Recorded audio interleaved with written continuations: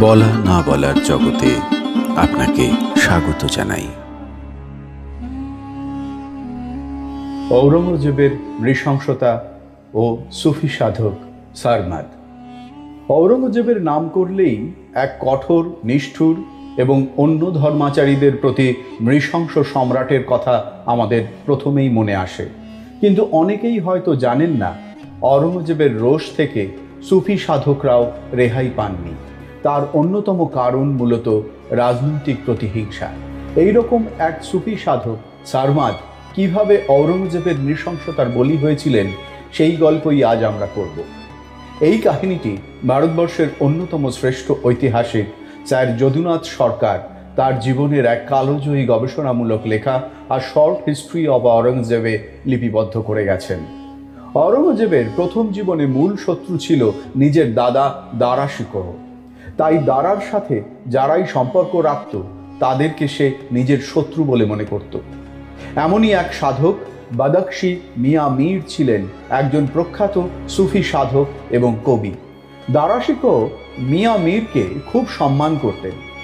দারার মৃত্যুর পর ঔরঙ্গজেবের প্রথম শিকার হতে যাচ্ছিলেন এই মিয়া মীর। ঔরঙ্গজেব সিংহাসন আরোহণের পর তাকে রাজকীয় দরবারে তলব করেন, কিন্তু দিল্লি আসার পথে তার আকস্মিক মৃত্যু ঘটে 1661 সালে লাহোরে। তবে এই শ্রেণীর সবচেয়ে উল্লেখযোগ্য শিকার ছিলেন সারমাদ, ভারতের সর্বোচ্চ সেলিব্রেটেড একজন সুফি সাধক। সারমাদের জন্ম পারস্যের কাসান নামক শহরে এক ইহুদি পরিবারে।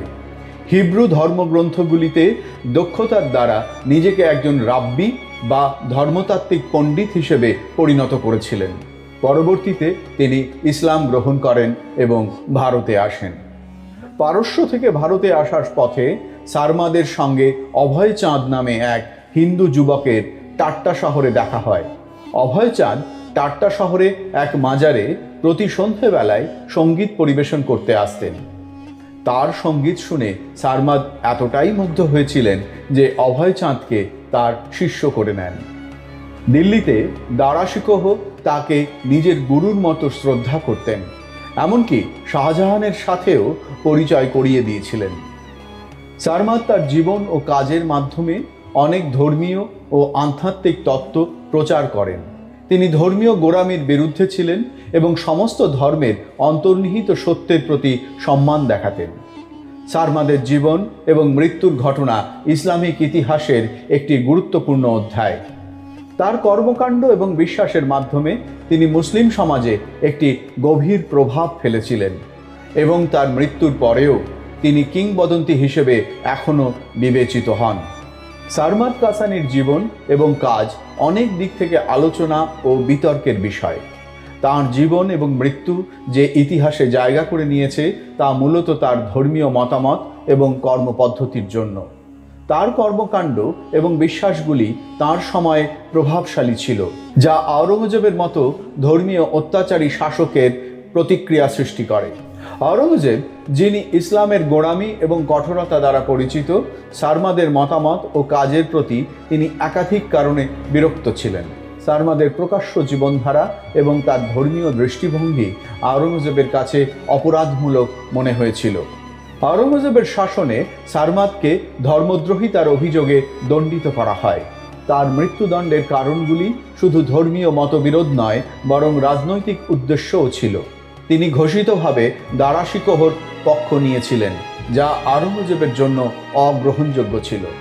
দিল্লির জামা মসজিদের সামনে অনন্ত শয়নে তিনি শুয়ে আছেন এবং ইতিহাস আজও এক উদারবাদী সাধক হিসেবেই সারমাদকে মনে রেখেছে।